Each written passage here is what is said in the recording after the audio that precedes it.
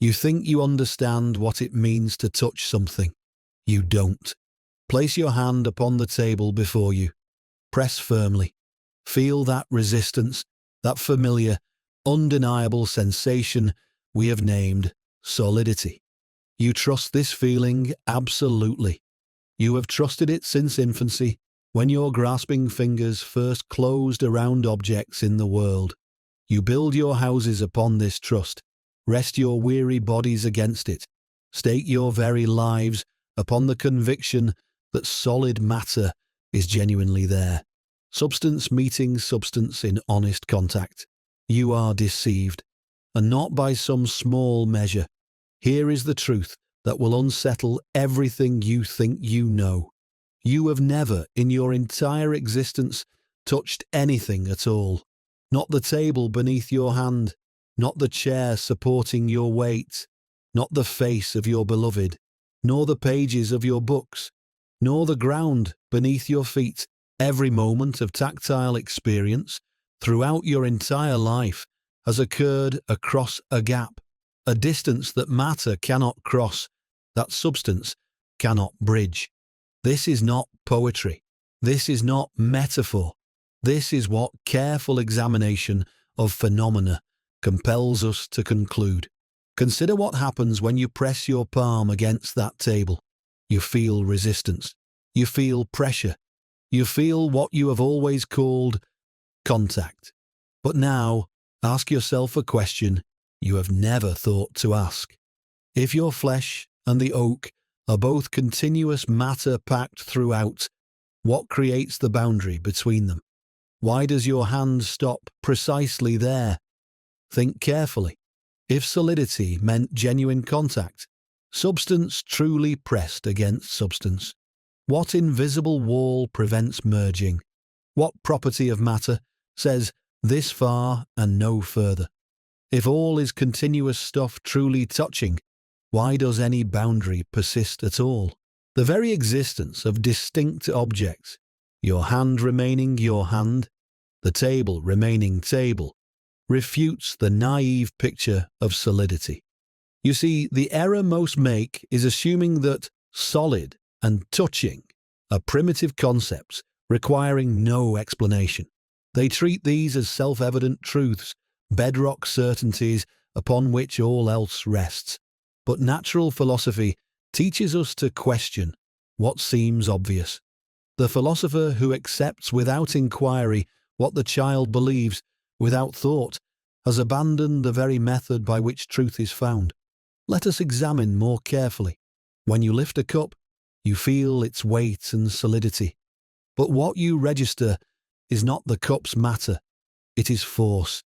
When you sit down upon your chair, that moment of compression before support stabilizes, represents forces negotiating, not matter yielding. When you walk, each step is a controlled fall onto something that repels you back upward. Forces. Always forces. But wait, if we do not touch matter when we touch things, what do we encounter? Consider this thought experiment. Imagine your hand could pass through the table like a ghost through a wall. What would have to change to permit this passage? Not the matter itself. The particles of your hand and the particles of the table could remain exactly as they are. What would need to cease are the forces between them, the powers that keep your particles and the table's particles from occupying the same region of space. Solidity is those forces operating. Ghostliness would be their absence. The matter itself never prevented passage. This is a staggering realization when it truly lands. Your entire tactile experience of the world, every sensation of hardness, softness, resistance, support, all of it is an encounter between invisible forces, not between materials. The sensation you trust absolutely as proof of solid matter is not caused by matter meeting matter, but by something else entirely. Forces interacting across unbridgeable distances. You hover above your chair as surely as the moon hovers above the earth. Now, You might protest, but I feel the table. My senses do not lie. And here we must distinguish carefully between what is felt and what is concluded from the feeling. The sensation is real. I do not dispute that you feel something. What I dispute is your interpretation of what that sensation reveals. Your nerves do not report the nature of matter. They report force interactions occurring within your own flesh. When forces press upon your tissue, your nerves fire. Your mind interprets this as contact with solid matter. But the interpretation goes beyond what the sensation actually demonstrates. A man might feel the warmth of the sun upon his face and conclude that the sun is a great fire burning in the heavens. The sensation is real. The conclusion may be partially correct or wholly mistaken. We must not confuse the effect with its cause, the phenomenon with its principle. And here is the phenomenon before us. You press your hand against the table. Forces resist you. Your nerves report compression, and your mind announces, I am touching something solid. But you have touched nothing. The force is acted across a gap. The gap remains. This is not some exotic truth about unusual circumstances. This is ordinary reality. Every solid you have ever encountered operates by this same hidden principle. The floor beneath your feet, the walls around you, the bed you sleep in, the food you chew, none involve what you mean by touching. You have floated and hovered through every moment of your physical existence, held in place by invisible powers, separated from everything by spaces you cannot perceive. Let this unsettle you. The disorientation is necessary, for until you recognize that your most trusted certainty, tactile contact with solid matter, requires explanation you never sought, you cannot receive the explanation. The ground must shift beneath your feet before you can stand upon firmer ground. And the ground is shifting. You cannot return to naive confidence in touching. The question has been asked, and it demands an answer. But if we do not touch matter, what do we encounter? And if solid things are not continuously packed substance, what are they made of? What fills the space that feels so solid to your hand? We must look closer into the very structure of matter itself. What you call solid is mostly emptiness. This statement seems absurd. The rock in your hand has weight, resistance, undeniable presence. The iron bar does not yield to your grip. The mountain stands immovable against the wind. How can such things be? Mostly emptiness. Yet consider what natural philosophy reveals when we examine matter with care rather than assumption. Were you granted eyes capable of perceiving the minute particles composing any body you name solid, you would observe not continuous substance, but scattered corpuscles separated by vast distances. Vast, that is, relative to the particles themselves. Like stars in the night sky, the particles of iron, of stone, of oak hover in formation with great gulfs of nothing between them. Not packed like bricks in a wall, scattered like a constellation. The particles of your chair do not crowd together, substance against substance. They float in void, each maintaining its position relative to the others, not through touching, but through something else, something we shall examine shortly. For now, accept this demonstrated truth. The matter composing any solid body occupies a tiny fraction of the space that body seems to fill. The rest is emptiness.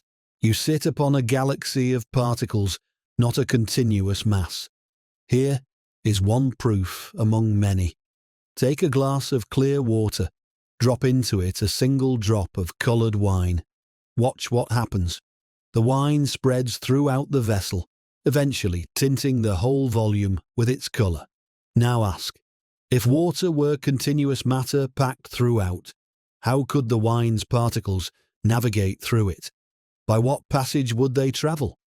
The wine finds passage because water is sparse. Particles with spaces between them through which other particles may move. The diffusion of substances through other substances demonstrates porosity. Matter is permeable because it is not continuous.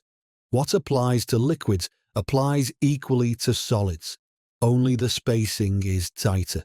Consider, solid metals absorb other substances into their structure. Gold amalgamates with mercury. Iron rusts as subtle particles from the air find their way between iron's particles. Glass permits light to pass through it.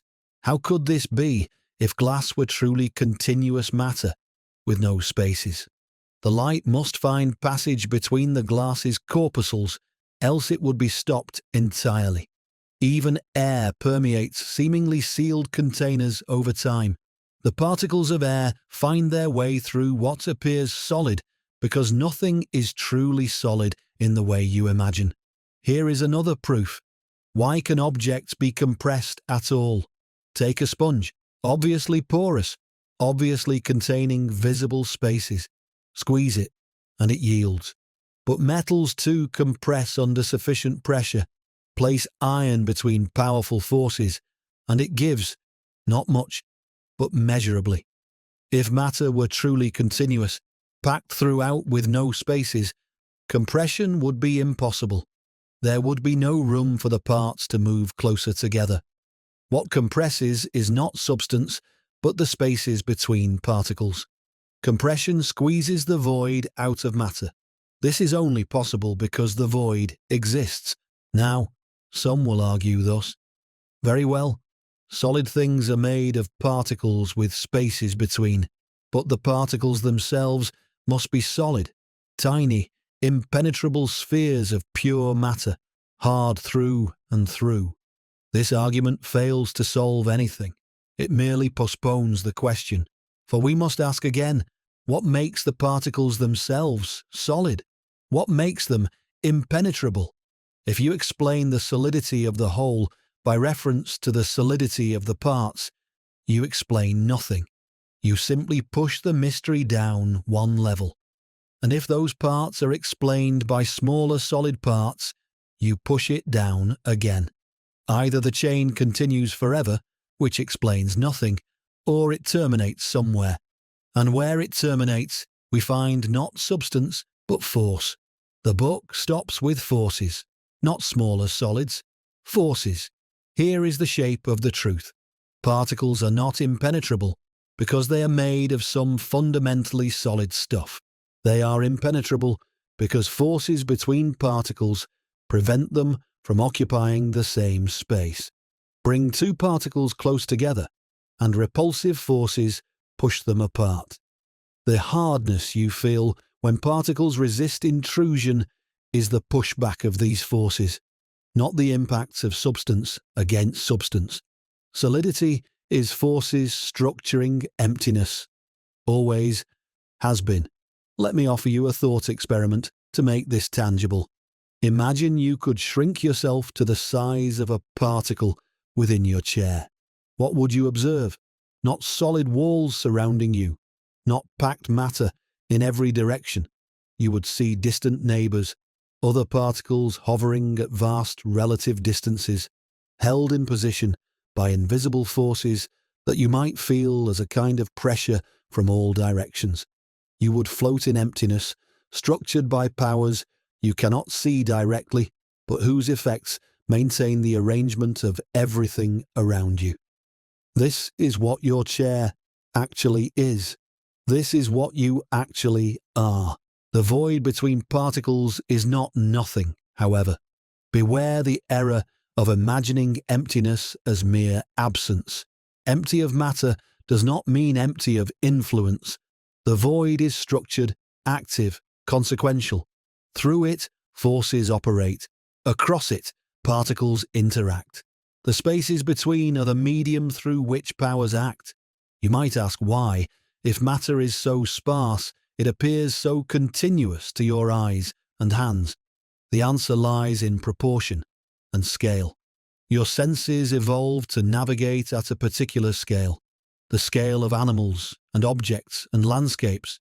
At that scale, sparse arrangements appear continuous. The spaces between particles are too small for your eyes to resolve, too small for your nerves to detect individually. What you perceive is the aggregate effect: resistance, hardness, apparent continuity. The appearance serves survival. It does not reveal truth. You survive quite well, believing chairs are solid in the naive sense. You sit upon them and do not fall through. For practical purposes, the illusion works perfectly well. But for understanding, for grasping what is actually happening when you sit upon that chair, the illusion must be penetrated. The appearance must yield to the deeper reality. And that reality is this: the chair is a constellation of particles hovering in void, each particle maintaining its distance from its neighbours through forces acting across the emptiness between them. You are such a constellation yourself. When you sit upon the chair, two constellations approach each other. The forces between your particles and the chair's particles push back against each other. Neither constellation actually touches the other. Both hover in mutual repulsion. This is all sitting has ever been. The plenum you imagined, matter filling space continuously, has dissolved into pattern. Solid things are arrangements, architectures, structures of particles in void, held in formation by invisible powers. But this raises the urgent question we must answer next. If solid things are sparse particles hovering in emptiness, what holds them in formation? What prevents your chair from collapsing into disorder or dispersing into the air? What maintains the consistent spacing between particles that gives solidity its characteristic resistance? If not contact, if particles do not touch each other, then what force maintains these arrangements we call solid? We must discover the hidden architecture. Now we arrive at the heart of the matter.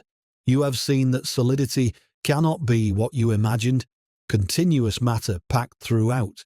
You have seen that what you call solid is mostly void, particles scattered like stars with great relative distances between them. You have seen that contact, in the naive sense of substance meeting substance, never occurs. But this leaves a question demanding answer. What does maintain the arrangement? What holds the particles of your chair in their consistent positions? What prevents them from flying apart or collapsing together? Here is the principle that explains everything we have observed: equilibrium. Particles are held at characteristic distances from one another by the balance of attractive and repulsive forces acting between them. When particles are very far apart, attractive forces draw them closer. When they approach too near, repulsive forces push them back. At some intermediate distance, these opposing powers balance. The particle settles into position, not touching its neighbours, not flying away, but hovering at the distance where forces cancel. This is what a solid actually is: particles maintaining consistent spacing where attractive forces balance repulsive forces. Disturb this balance and the arrangement changes. Heating causes expansion. Pressure causes compression. Sufficient stress causes breaking or bending. But while the equilibrium holds, the spacing holds. The solid persists. Your chair is an equilibrium. You are an equilibrium. All matter is forces negotiating distances across void. Let us see this principle demonstrated in observable phenomena. Consider the lodestone and iron filings. Bring the lodestone near a scatter of iron filings on a surface and watch. The filings leap across the empty air to cling to the stone. No contact initiated this motion. The lodestone did not reach out and touch them. Force reached out, grasped, pulled, across distance, through void. What operates visibly with magnets operates invisibly in all matter. Particles attract and repel across the spaces between them. The difference is degree, not kind. The lodestone shows us openly what all matter does secretly, exerting forces across emptiness. Now, consider the celestial bodies. The moon does not touch the earth, yet the earth's attraction holds it in perpetual orbit, a continuous falling that continuously misses. Across 200,000 miles of void, gravitational force reaches out, grasps, maintains the arrangement. No rope connects them, no substance spans the gap, yet the force operates. If forces can hold the moon in its course across such vast emptiness, why should we imagine that forces between particles cannot hold them in their tiny arrangements across much smaller voids? The same principle scales from celestial mechanics to the corpuscles composing your chair. The moon and the corpuscle obey the same truth. Action at a distance, forces that need no medium of contact. Watch the blacksmith heating iron. Cold, the iron bar resists his hammer. The particles are locked in tight equilibrium, their binding forces strong and rigid. Now he heats it in his furnace. What happens? The iron glows, softens, yields to his hammer like clay. He shapes it as he wills. Then he quenches it, cools it rapidly, and it hardens again into rigid form. What has he done? He has not changed the iron's substance. The same particles remain throughout. He has shifted the equilibrium. Heat adds motion to particles. Vibrating more vigorously, they require more room. The spacing increases. The binding forces, though still present, cannot hold against the agitation. The equilibrium loosens. Cool the iron again, and motion decreases. Particles settle closer. Binding forces reassert themselves. Rigidity returns. The blacksmith works not with matter, but with force relationships. His art is the manipulation of equilibria. Ice and water and steam demonstrate the same truth with perfect clarity. The same substance, the same particles, appears as rigid, solid, flowing liquid, dispersing vapor. The particles are unchanged, only their force relationships transform. Solid ice maintains tight equilibrium with little particle motion. Add heat, the particles vibrate more, and the equilibrium shifts. Ice becomes water, still cohesive but flowing. Add more heat, the particles break free of close equilibrium entirely, and water becomes steam, particles flying apart, held in no fixed arrangement. Solid, liquid, gas. These are not fundamentally different kinds of being. They are different regimes of force equilibrium. The same particles, the same forces, but in different balance, from which it appears that solidity is not a property of matter itself, but a relationship between forces. The same particles can be solid, liquid, or gas, depending on their force equilibrium.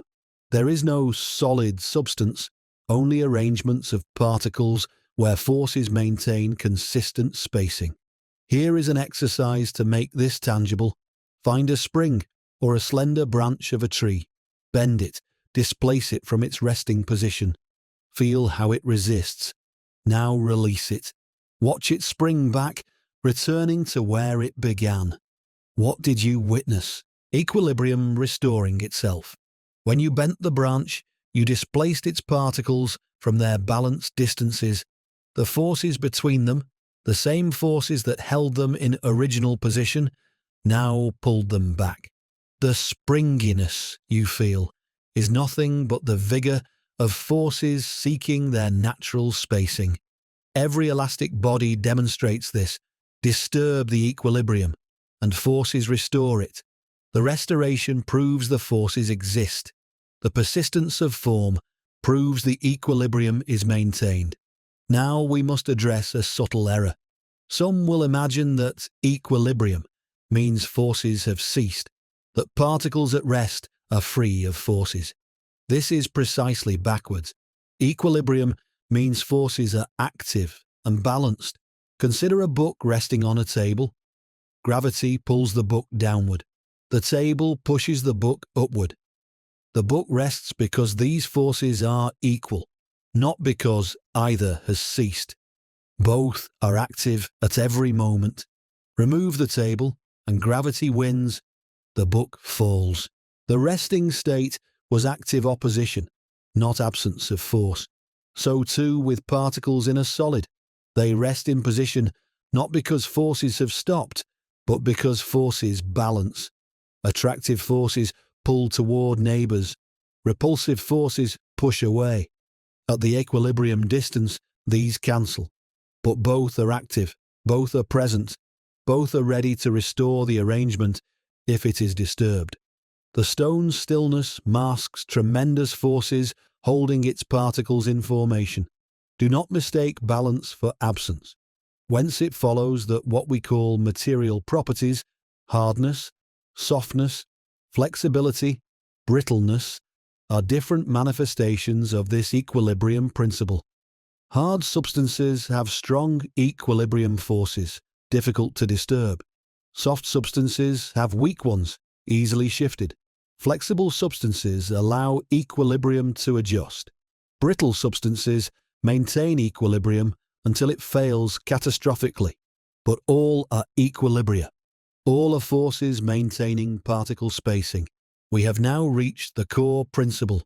Solidity equals force equilibrium.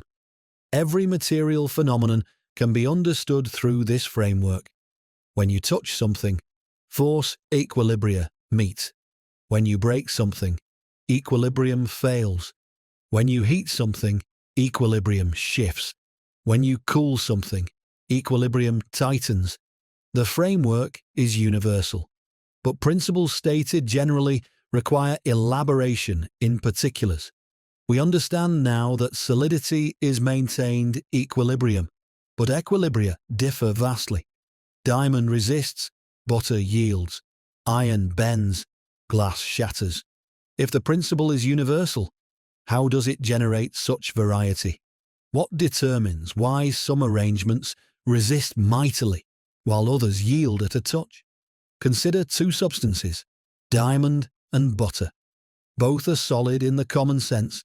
They hold their shape, resist intrusion, can be held in your hand. But their resistance differs enormously. Diamond is the hardest substance known, capable of scratching any other material. Butter yields at the lightest pressure of your finger, deforms and smears with trivial force. If both are arrangements of particles in force equilibrium, why such different behaviour?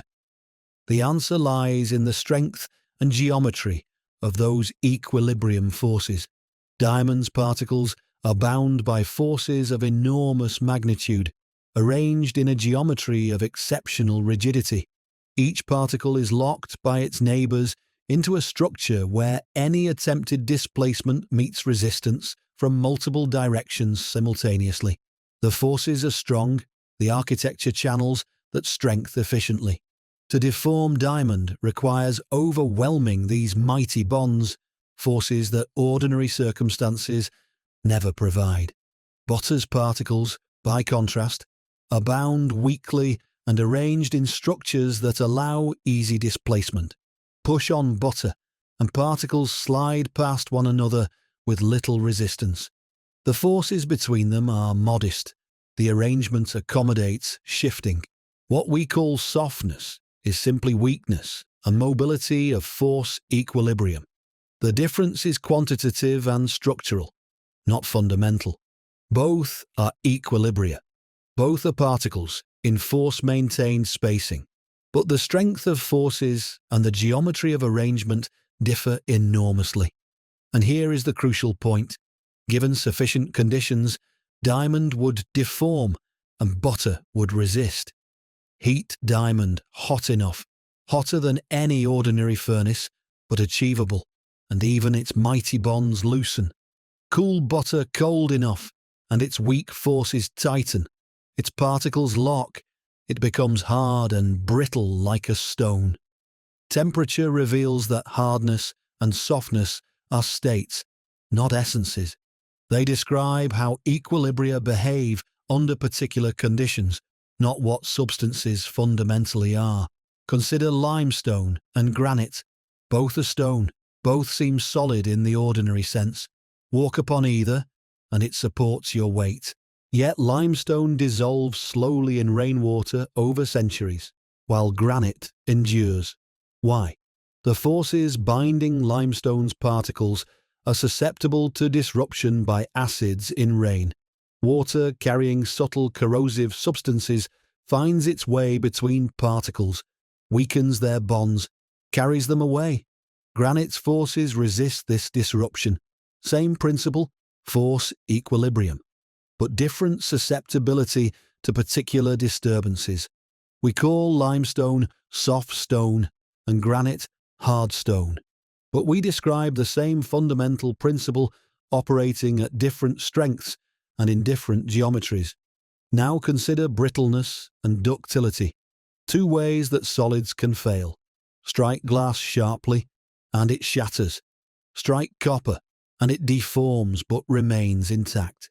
Both experienced enough force to exceed their equilibrium's resistance, but they failed differently.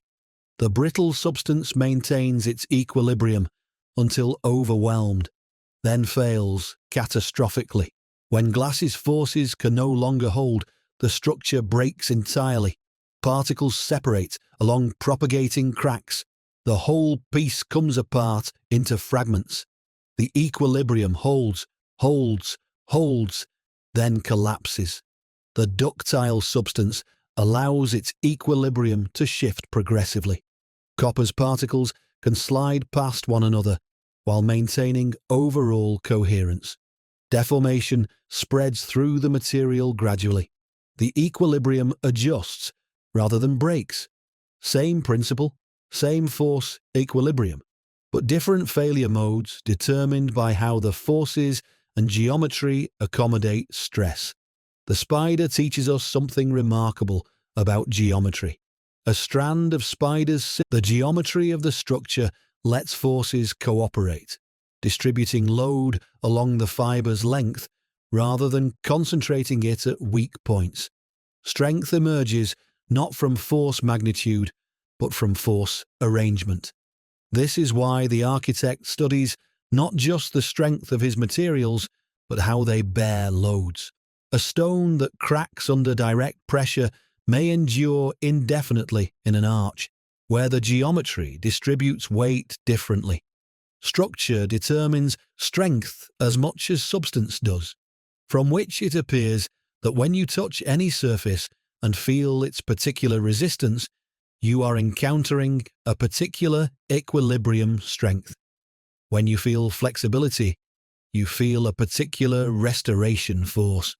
When something shatters in your hand, you witness a particular failure geometry. Material properties are not mysterious essences. Diamond is just hard. Glass is just brittle. These are not explanations, but labels. The proper question is always, what force arrangement produces this behavior? What equilibrium characteristics generate these properties? Press a rubber ball and it deforms, then springs back to its original shape when you release it. Press clay and it deforms, then stays in its new shape. Same action, pressing, but different responses. Why? The rubber's equilibrium has strong restoring forces. Displace its particles, and the forces pull them back toward their original positions with vigor. The clay's equilibrium, once disrupted, settles into a new configuration. Its particles find new positions and stay there. The restoring forces are weak or absent. We call rubber elastic and clay plastic. But again, these are descriptions of equilibrium behavior, not fundamental kinds of being. Here is a thought experiment to crystallize this understanding.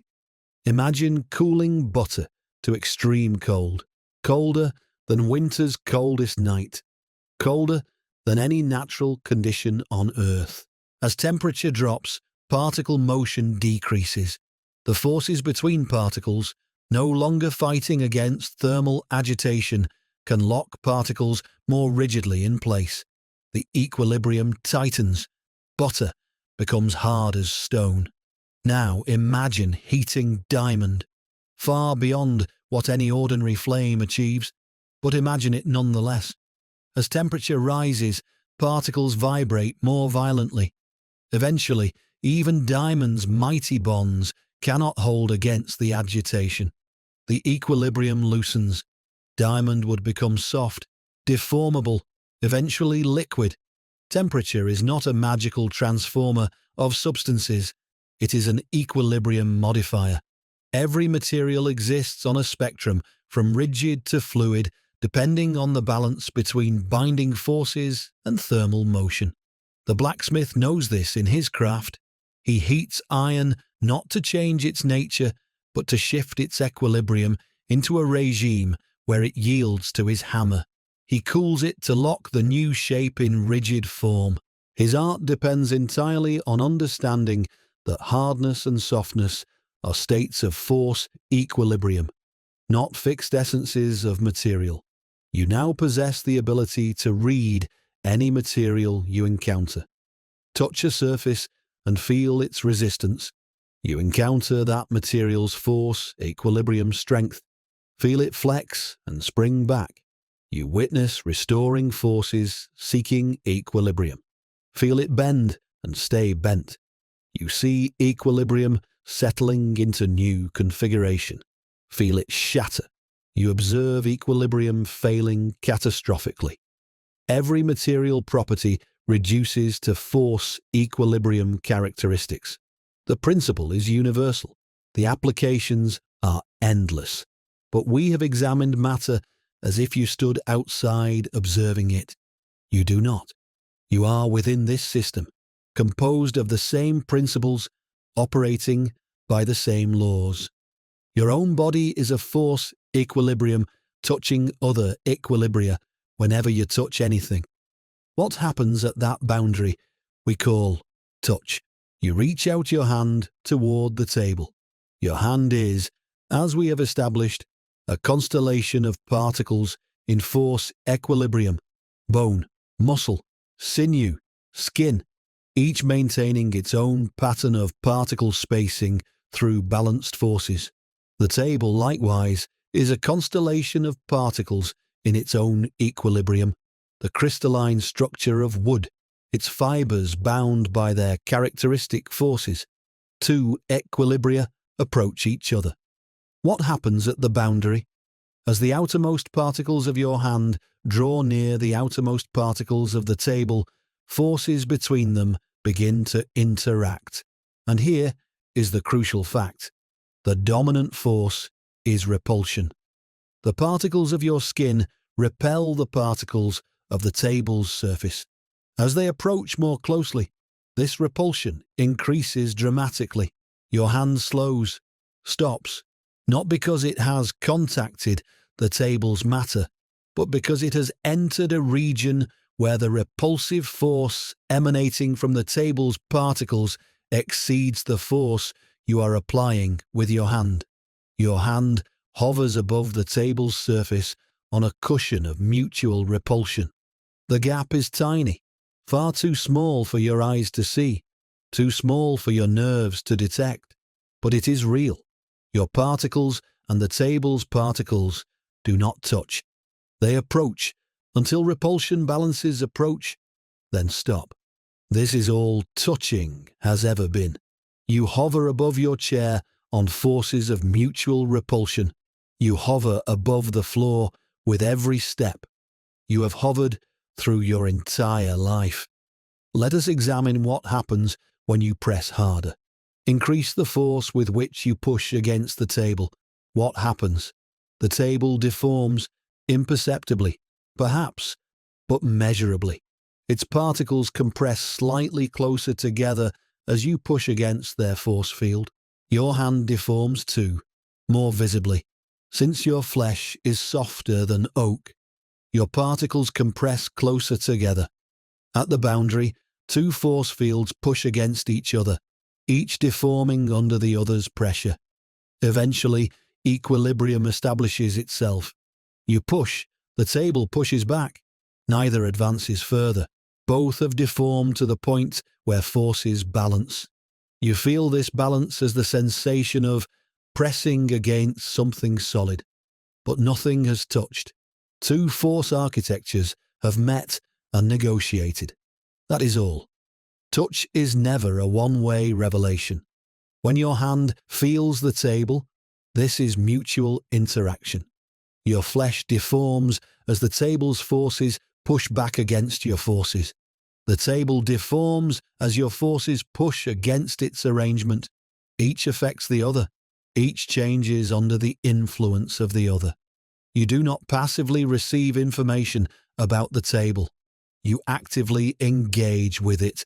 Your forces and its forces interact. And the sensation you experience is your body's registration of this interaction. The table, had its senses, would register your hand pressing upon it. Consider this more carefully. What your nerves actually detect is not the table. Your nerves are embedded in your own flesh, sensitive to changes in your own tissue. When forces compress your tissue, your nerves fire. When your tissue deforms under pressure, your nerves report this deformation. What you feel as touching the table is actually forces within your own hand, forces caused by the table's repulsion, but registered entirely within your own body. You never sense the table directly. You sense your own response to the table's force field. This is true of all tactile sensation. Every texture you feel, every pressure you register, every temperature you detect, all are your body's responses to force interactions. The brain receives not matter reports, but force reports. Always. Here is an exercise to make this vivid. Press the fingertips of your two hands together firmly. Feel the pressure. Understand what is happening. Your right hand's particle forces repel your left hand's particle forces.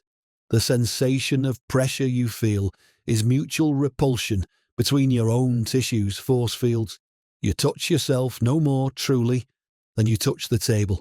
Same principle, same hovering, same forces meeting forces across unbridgeable gaps. Now consider an object resting upon a surface, a book upon a table. The book's weight pulls it downward. Gravitational force attracts every particle of the book toward the center of the earth. This force presses the book's particles toward the table's particles. The table's particles push back. Their repulsive forces resist the intrusion of the book's particles into their domain. Equilibrium establishes itself. The book's weight pressing down equals the table's force field pressing up. The book rests. But at every moment, this resting is active negotiation. Weight pushes. The table pushes back. Neither force has ceased. Both are in continuous opposition. Remove the table, and the book falls. Gravity wins the negotiation because the opposing force has vanished. The resting state was continuous battle, not passive contact. So too when you sit in your chair. Gravity pulls you downward. The chair's force field pushes you upward. You hover in equilibrium where these forces balance. If the chair broke, if its equilibrium failed, you would fall until another force field caught you. You have never rested upon any surface. You have been held in suspension by force fields opposing your weight. This explains what previously seemed mysterious, why objects cannot pass through each other. If solidity were matter truly filling space, we might expect collision, deformation, perhaps merging, but we observe rigid boundaries. Your hand stops at the table's surface as if a wall existed there. The wall does exist. It is a wall of repulsive force. Objects cannot occupy the same space not because matter is inherently solid, but because their particle forces repel. when brought close. The barrier is force, not substance. The wall is invisible, untouchable, yet absolutely real. A wall made of forces. This is what every surface is. You might ask, could this wall ever be breached?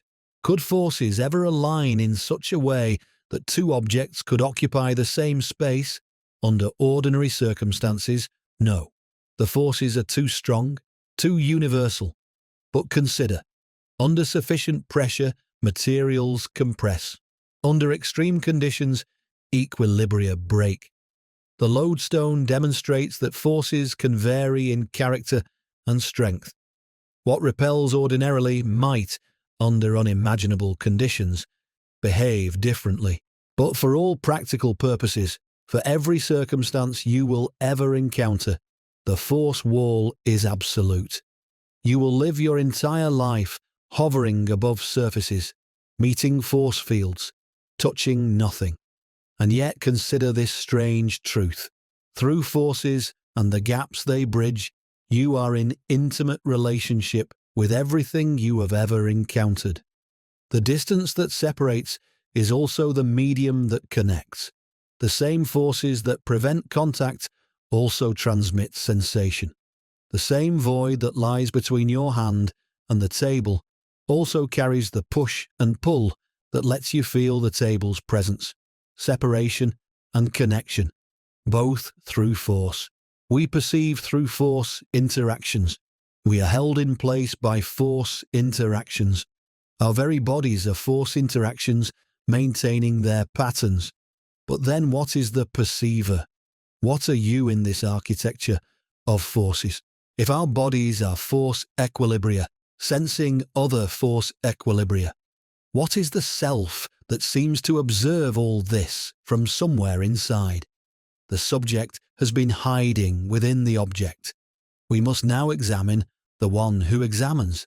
We have examined matter, forces, equilibrium, and the meeting of force fields at the boundary we call touch. Throughout this investigation, a silent assumption has operated that you, the one examining, the one learning, stand somehow apart from what you examine. This assumption is false. You are not different in kind from the chair beneath you. Consider what your body actually is.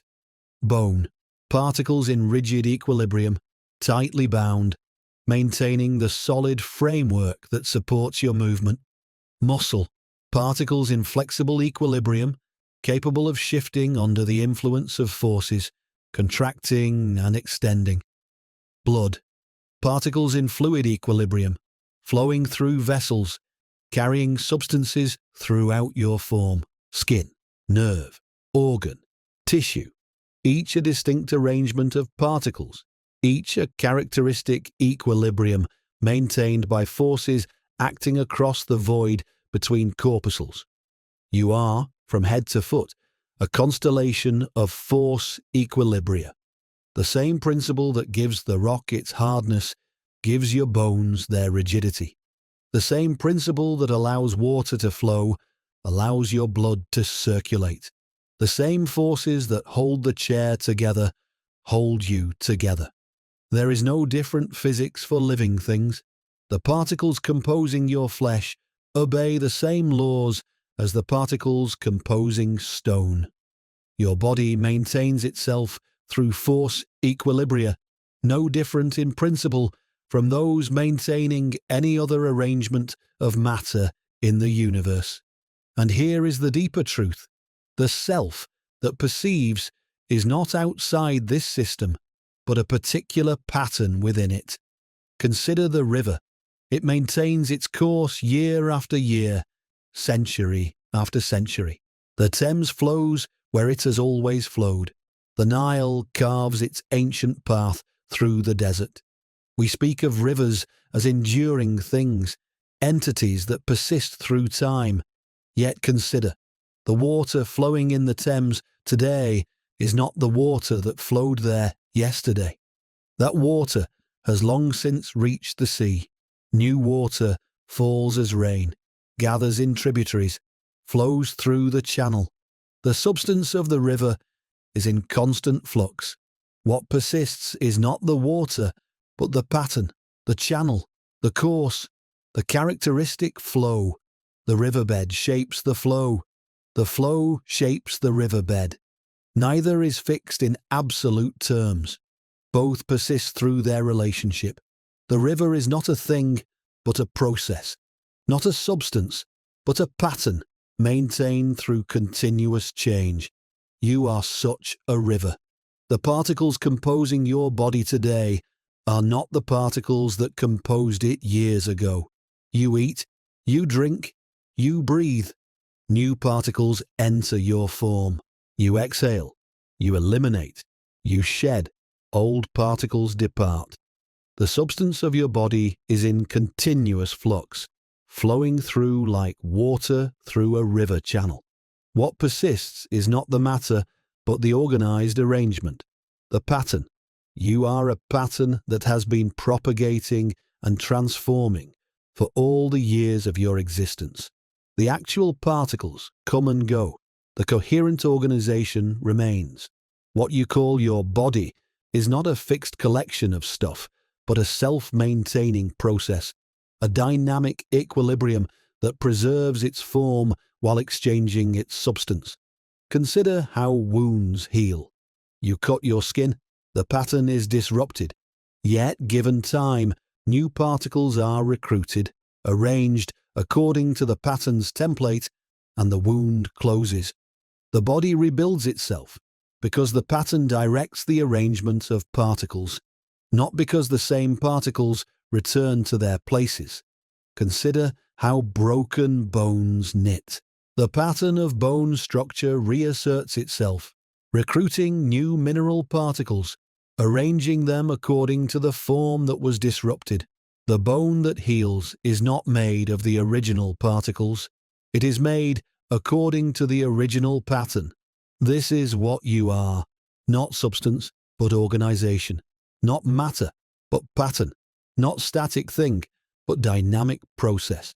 Whence it follows that the boundary between you and world is real, but not absolute. The forces constituting your body are the same in nature as the forces constituting your chair, the air around you, the distant stars. There is one physics, not two. The forces holding your particles in arrangement are no different in kind from the forces holding any other particles in any other arrangement. When you perceive the external world, what actually happens?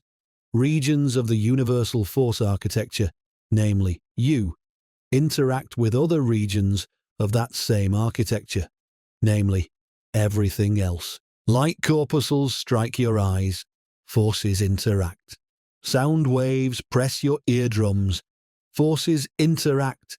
Your hand meets the table, forces interact. You are not separate from what you observe, you are continuous with it. Different patterns within the same fabric. Different arrangements within the same system of forces, different equilibria within the same universal architecture. Some will object, but surely I am more than a pattern. I have experiences, consciousness, awareness. Patterns do not think. And here we must be careful to distinguish what we know from what we do not. That you have experiences, this is evident. That you are aware, this requires no proof. But what generates this awareness? How patterns give rise to experience? What the relationship is between force, equilibria, and consciousness? These are questions whose answers remain hidden. I do not pretend to know the mechanism by which the arrangement of particles produces the phenomenon of awareness. What I do know is this: you are a pattern of forces, and somehow, by means we do not comprehend, that pattern includes the capacity to perceive, to know, to wonder. The mystery is real, but the mystery does not negate the demonstrated truth that your body is a force architecture, continuous with all other force architectures. Perhaps awareness is what some patterns do. Perhaps consciousness is a property of certain arrangements, just as hardness is a property of certain equilibria. The universe, structured by forces, includes regions that are aware of themselves. You are such a region. Do not imagine that mere pattern means fragility or unreality. Patterns can be extraordinarily stable. The wave persists, though the water moves. For as long as conditions maintain it, the wave form propagates, unchanging in shape, though ever-changing in substance. Some patterns have persisted for millions of years. The arrangement of particles in crystals, the structures of rock formations, the forms of mountains. Your pattern has maintained coherence through countless exchanges of particles, countless force interactions, countless transformations of state. You have persisted through growth, through injury, through illness and recovery. The pattern is robust. The pattern is real. You are no less yourself for knowing what you are. The transformation we have achieved is this. You now recognize yourself within the system you have been studying. You are not an outsider learning about matter. You are matter understanding itself. The observer has collapsed into the observed. The subject has been revealed as continuous with the object. And this opens a further question. If we are patterns of force perceiving other patterns of force, what does this tell us about perception itself? Every sensation, sight, sound, touch, must now be understood as force interaction within and upon our own pattern. How does the universe come to know itself through the arrangement of forces that is you? Every sensation you have ever experienced, every sight, every sound, every touch, taste, smell, has been a force interaction registered within your body's architecture. You have never perceived matter directly. You cannot. What you perceive, what you have always perceived, is force. Consider vision. Light streams from a candle across the room. What is this light? Corpuscles, minute particles, travelling through space at enormous speed. They emanate from the flame, cross the room, strike objects, bounce from surfaces, and some portion of them enters your eye. What happens when light enters the eye? The corpuscles pass through the transparent parts, the humours, the lens, and strike the sensitive matter at the back of the eye. This sensitive matter responds to the impact. Forces are exchanged. The corpuscles exert force upon your optical tissue. Your tissue responds with disturbances that propagate along the optic nerve to the brain. At every stage, force impinging upon force. You do not see the candle. You do not see light. What you experience as seeing is your body's registration of force interactions within your own optical apparatus. The candle's light struck your eye responded, your brain interpreted. What you call vision is the end result of this chain of force interactions, all occurring within your own pattern. The candle itself, you never experience it directly. You experience the effect of its light upon your eyes. These are not the same thing. Consider sound. Someone speaks across the room. What reaches your ear? Not their voice directly. Voice is not a thing that travels. What travels is a pattern of compressions in the air. The speaker's mouth moves, pushing air particles. These particles push their neighbours, which push their neighbours in turn. A wave of compression propagates through the air, particle pressing particle, force transmitting force. This wave reaches your ear. The compressed air presses upon the drum of your ear. Your drum vibrates in response, deforming under the pressure, recovering, deforming again as the wave pattern continues. These vibrations transmit to the inner mechanisms of hearing, which translate them into signals that reach your brain. At every stage, forces pressing upon forces. You do not hear the speaker's voice. You experience your ear's response to air pressure waves. The brain interprets these responses as sound, locates their apparent source, recognizes words or music or noise, but the sensation itself is entirely within you, forces acting upon your hearing apparatus. Now reconsider touch with this understanding. When you press your hand against the table, what do you feel? Not the table's matter, we have established this. The table's forces repel your forces. Your tissue deforms under this repulsion. Your nerves, embedded in your deforming tissue, fire in response to the compression. What you experience as touching the table is your own tissue's response to forces. The sensation is within you. The forces come from without, but the experience is generated within your own pattern. This is true of all touch. Every texture you have ever felt, rough, smooth, soft, hard, has been your tissue's registration of how external forces interacted with your tissue's forces.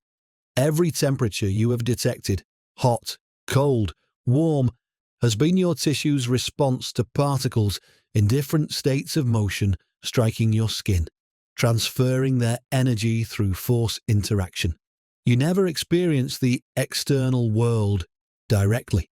You experience your own body's response to forces impinging upon it. All knowledge of the outer world comes mediated through force interaction within your own architecture. Here is a demonstration that makes this vivid. Close your eyes.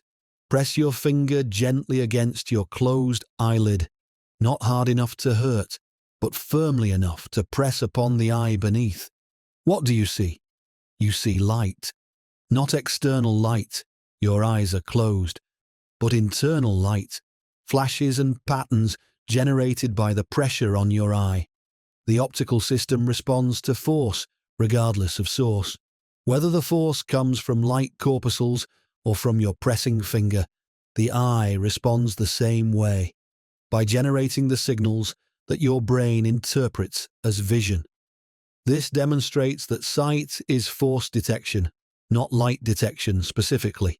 Your eye is a force-sensitive apparatus. Usually the forces come from light, but the mechanism responds to force as such, whence it follows that there is no privileged sense, no sensory channel that delivers unmediated access to the world. Touch seems most direct. You press your hand against something and feel you are there, in contact with reality itself. Vision seems more distant. Light travels from objects to your eye.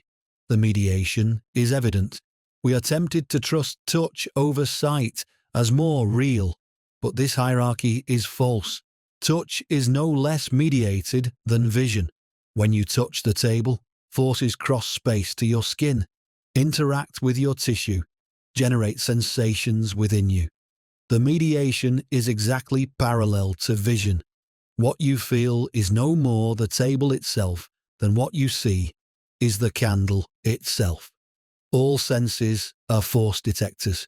All senses deliver information about force interactions, not about matter directly. The world you experience, the rich, vivid, colourful, textured world, is constructed by your brain from force reports delivered by your sensory apparatus. This is not to say the world is mere illusion. The forces are real.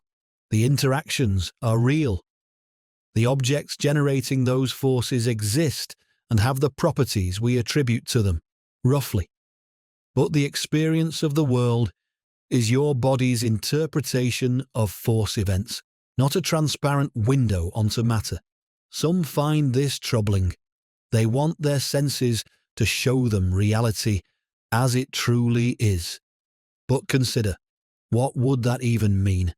Matter is particles in void, structured by forces. To perceive matter itself would be to perceive particles and emptiness. Your senses translate this alien reality into something meaningful for a creature your size operating at your scale. A world of solid objects, coloured surfaces, sounds and textures. The translation is useful.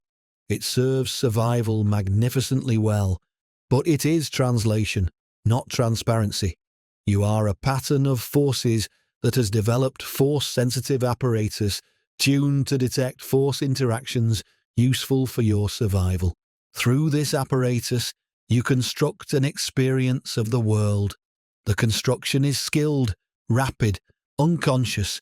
You simply see and hear and feel without effort. But construction, it remains. The universe knows itself through you. Your pattern, continuous with all other patterns, has developed awareness. Through your force-sensitive apparatus, regions of the force architecture become informed about other regions. When you see the candle, the universe registers. Through your pattern, that corpuscles are emanating from a certain location in a certain way. When you feel the table, the universe registers. Through your pattern, the character of force equilibrium in that region. You are the universe becoming aware of its own structure. And now we must ask, what does this transformed understanding mean for daily life? How does one live within this vision? How does perceiving reality accurately, understanding solidity as force equilibrium, understanding yourself as pattern, understanding sensation as force detection, change how you move through the world? Armed with this understanding, return to ordinary experience. Tomorrow morning, you will wake in your bed. The mattress will support your weight. You will feel the familiar solidity of the surface beneath you, the warmth of blankets, the pressure of your head upon the pillow. Nothing in this experience will have changed. The sensations will be exactly as they always were. The same support, the same warmth, the same textures you have felt 1,000 mornings before. And yet everything is different, because now you understand what is happening. You will know that you hover above that mattress on fields of force, your body's particle arrangement suspended by mutual repulsion above the mattress's particle arrangement. The support you feel is active equilibrium, forces pushing upward against the forces of your weight pressing down. The warmth is particles in motion, striking your skin, their energy transferring through force interaction to your tissue. The texture is your nerves, registering how your tissue's force field interacts with the fabric's force field. The ordinary has become extraordinary. Stand up from your bed, feel your feet meet the floor, and understand.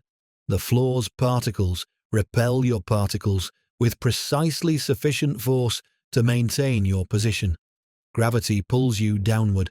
The floor's force field pushes you upward. You hover above the floor, held by opposing forces, touching nothing. Every step you take is a controlled fall onto a force field that catches you. The ground is a wall of invisible force that your body's force field cannot penetrate. Walk across the room, and you walk upon power, upon forces so reliable, so consistent, that you stake your life upon them without a second thought. Walk to your window. Observe the light streaming in, corpuscles of light, travelling from the sun across 90 million miles of void. Strike your window glass. They pass through the glass's particle arrangement, permitting passage through the spaces between its corpuscles. They strike the objects in your room, some absorbed, some reflected, according to the character of each surface. The reflected corpuscles scatter through the room, filling the space with illumination. Some of them enter your eyes, exert force upon your optical apparatus, generate the experience you call seeing the room in morning light. All of this happens constantly, invisibly, without your attention or intention. The universe operates by forces interacting according to law, and you participate in it simply by existing and perceiving. Consider the cup you lift to drink. You grasp it, your hand's force field meeting the cup's force field. deforming slightly around its shape, establishing equilibrium that allows you to lift. Gravity pulls the cup downward. Your muscles exert force upward. The cup rises. The liquid inside shifts, its particles flowing in response to the cup's motion, their loose equilibrium reorganizing to maintain level with the horizon. You drink, the liquid enters your mouth, touches your tongue. Forces meeting forces, slides down your throat, particles flowing past particles, force equilibria shifting, enters your stomach, where it will be disassembled and its particles recruited to maintain your own pattern. A simple act of drinking, a cascade of force interactions beyond counting. Here is what this understanding offers, not a replacement for experience, but an enrichment of it. You still feel the cup's solidity. You still taste the liquid's flavor. You still enjoy the morning. But beneath the familiar experience runs the deeper truth. And knowing the truth adds a dimension to the experience. The cup is more interesting when you know what it actually is. The light is more marvelous when you understand its journey. Your own hand is more wondrous when you recognize it as a self-maintaining pattern of force equilibria that has somehow developed awareness. Consider what it means for the seemingly static world to be vigorously dynamic. The table in your room appears motionless. It has sat there for years, unchanging, inert, but now you understand. At every moment, the particles of that table are held in formation by active forces. The equilibrium is continuously maintained against thermal motion, against gravity, against any perturbation. The table's existence as a stable object is an ongoing achievement, not a passive state. The stone in your garden endures not through inert persistence, but through dynamic equilibrium. Its particles resist each other's approach, resist separation, maintain consistent distances through forces that have not ceased to operate for an instant since the stone first formed.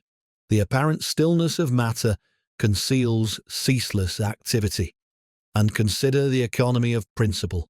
One fundamental truth, forces between particles maintaining equilibrium, explains diamond and water, flesh and stone, hardness and softness, vision and touch.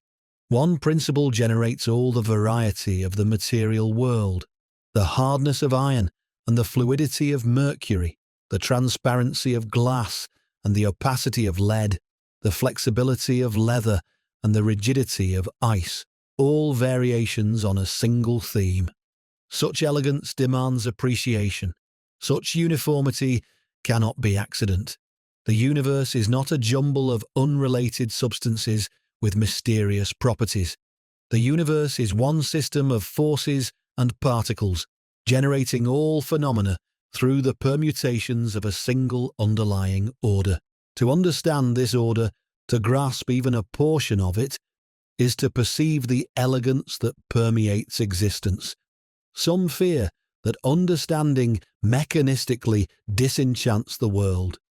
They imagine that explaining the rainbow diminishes its beauty, that analyzing the sunset destroys its wonder. They prefer mystery to knowledge, magic to mechanism.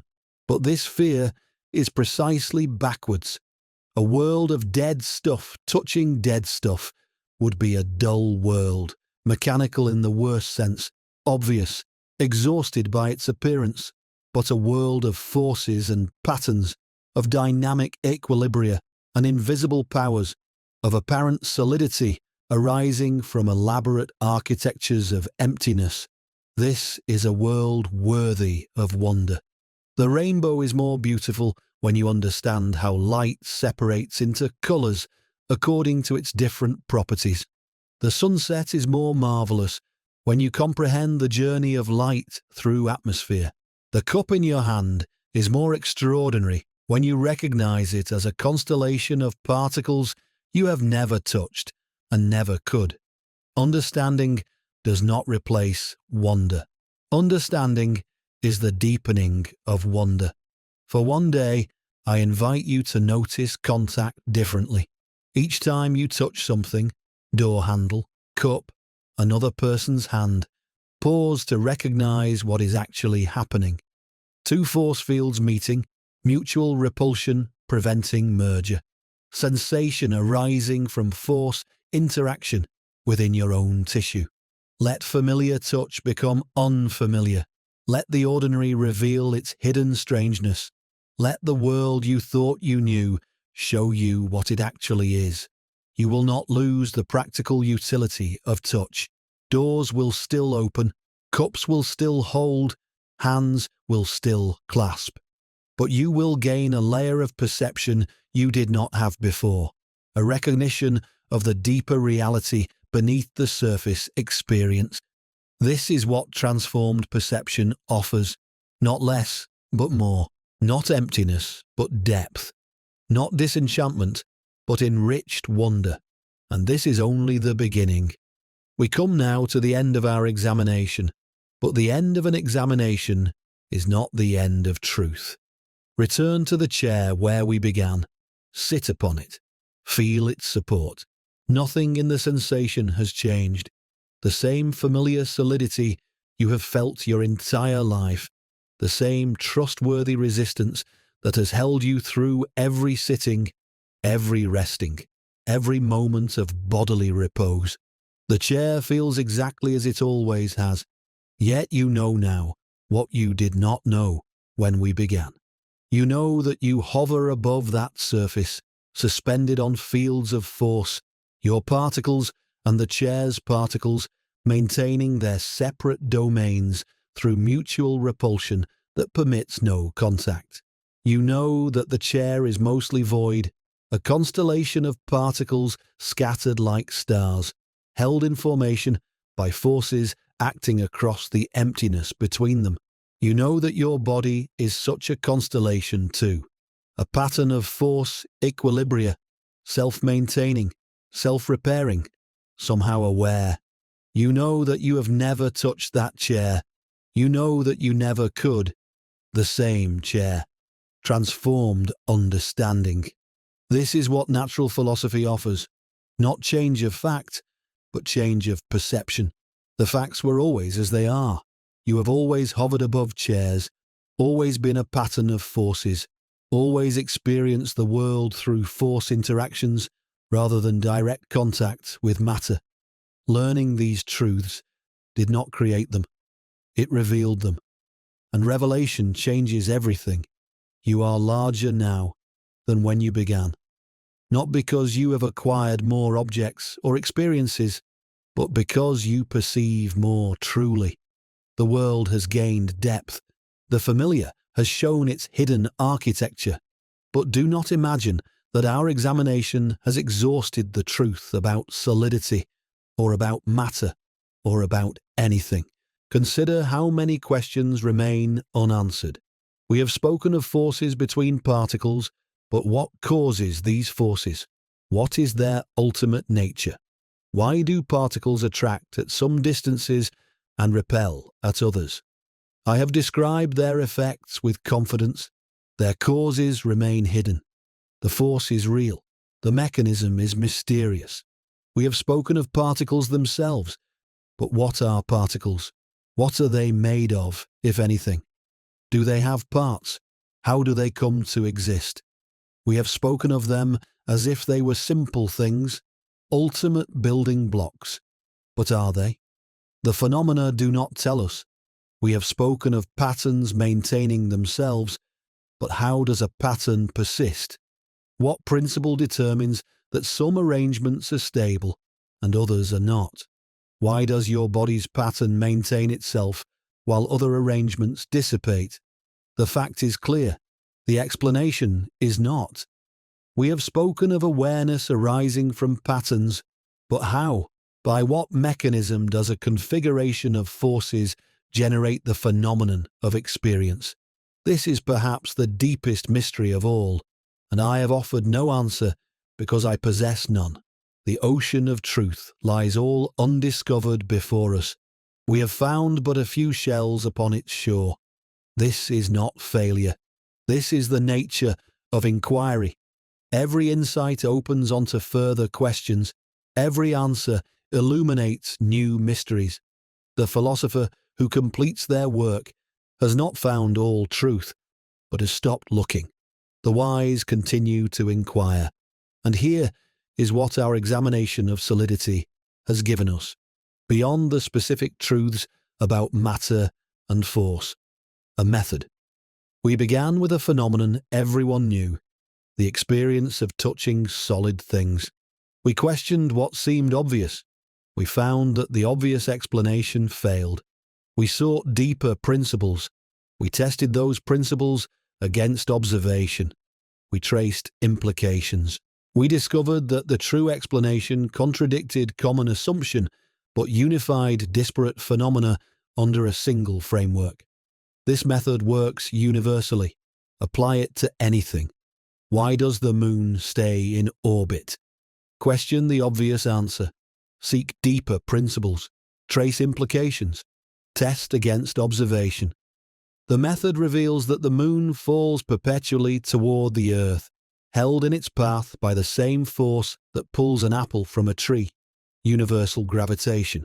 One law uniting heaven and earth. Why do objects fall at all? Apply the method. Why does light bend through glass? Apply the method. Why do the tides rise and fall? Apply the method. In every case, careful inquiry reveals principles hidden beneath appearance, elegance concealed within the seemingly ordinary. Learn the method here with solidity. Apply it everywhere. Notice how this one topic connects to everything. Vision involves matter, light striking eyes, forces interacting. Sound involves matter, air particles transmitting vibrations through solid air. Your body involves matter, solid flesh perceiving through force-sensitive apparatus.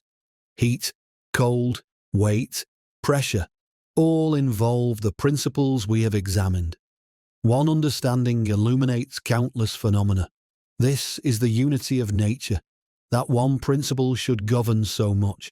That forces operating between particles should explain the hardness of diamond, the flow of water, the persistence of pattern, the experience of touch. The universe is not a jumble, but an order. Grasp any part of it truly, and you grasp something that connects to all other parts. Let this understanding settle into perception permanently, not as an intellectual proposition remembered and then forgotten, but as a perceptual lens habitually employed.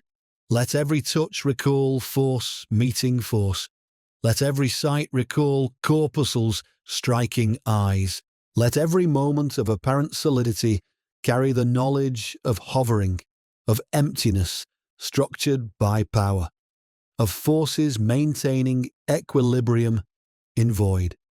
Eventually, this becomes not an effort, but a way of seeing. The world simply looks different when you know what it is. The familiar gains depth, not through concentration, but through understanding that has become second nature. This is the final transformation, not to think about these truths upon demand, but to perceive through them constantly. And even this is not conclusion, but opening, for the wise hold achieved knowledge lightly, ready to revise, extend, deepen. What we have learned is true so far as phenomena demonstrate.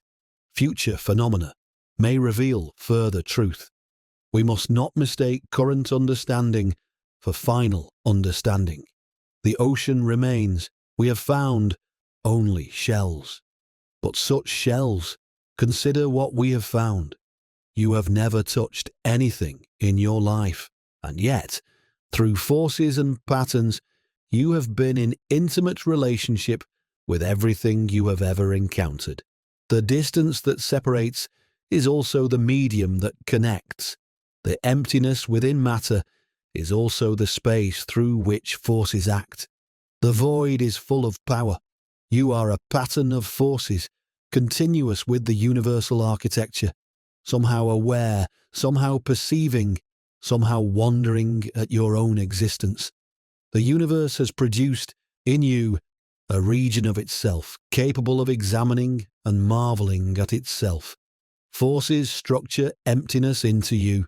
You perceive forces structuring emptiness into everything else. Is this not wonder? That the cosmos should include patterns that ask what the cosmos is? That force equilibria should give rise to inquiry? That the principles governing stars should also govern the philosopher examining the stars? The child who believes in simple solidity inhabits a smaller world than the philosopher who perceives what solidity truly is. Not because the philosopher's world contains more objects, it contains the same objects, but because it contains more truth. And truth, rightly apprehended, is the greatest marvel of all. The universe is not what it appears, it is something far more elegant. And now you perceive it as it truly is, an architecture of invisible powers giving rise to everything you see and touch, including the very instrument by which you perceive yourself. The ocean of truth lies all undiscovered before us. We have found but a few shells upon its shore, yet what shells! What marvels even this small portion reveals! Continue to inquire, continue to wonder. The shore stretches infinite, and the sea beyond it holds more truth than any single life can gather. This is the gift of natural philosophy. Not a completed map, but eyes that see more clearly, a mind prepared to understand more deeply, and a wonder that does not diminish with knowledge, but grows. The chair beneath you is a miracle. The hand upon your lap is a miracle. The light by which you see is a miracle. Now you know.